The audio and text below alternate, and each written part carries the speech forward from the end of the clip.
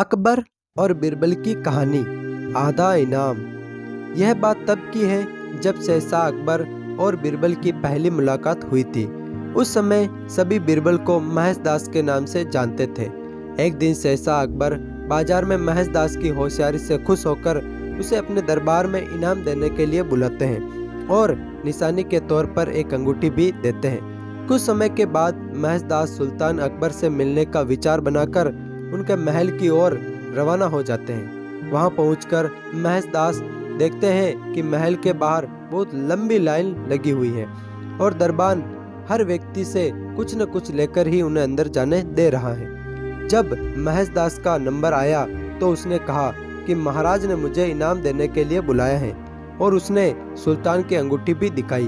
दरबान के मन में लालच आ गया और उसने कहा कि मैं तुम्हें एक ही शर्त पर अंदर जाने दूंगा, अगर तुम मुझे इनाम में से आधा हिस्सा दे दो तो। दरबान की बात सुनकर महेशदास ने कुछ सोचा और उसकी बात मानकर महल में चले गए। दरबार में पहुंचकर वह अपना नंबर आने का इंतजार करने लगे। जैसे ही महेशदास की बारी आई और वो सामने आए तो शहंशाह अकबर ने उन्हें देखते ही पहचान गए और दरबारियों के सामने उनकी बहुत तारीफ की। बादशाह अकबर ने कहा कि बोलो महेशदास, इनाम में क्या चाहिए? महेशदास ने कहा कि महाराज, मैं जो कुछ भी मांगूंगा क्या आप मुझे वो इनाम देंगे? बादशाह ने अकबर से कहा कि बिल्कुल, मांगो, क्या मांगते हो?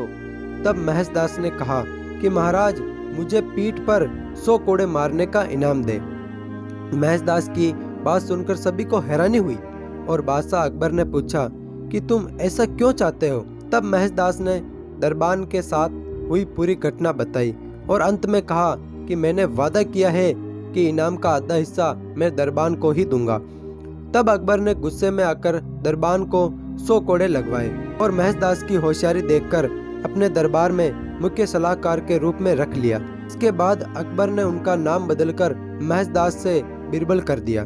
तब से लेकर आज तक अकबर और बीरबल के कई किस्से मशहूर हुए हैं। इस कहानी से सीख, हमें अपना काम ईमानदारी से और बिना किसी लालच के करना चाहिए। अगर आप कुछ पाने की उम्मीद से कोई काम करते हो तो हमेशा बुरे परिणाम का सामना करना पड़ सकता है, जैसे इस कहानी में लालची दरबान के साथ हुआ था। तो फ्रेंड्स, मिलते हैं नेक्स्ट वीडियो में। तब तक के लिए जय हिंद, जय भारत।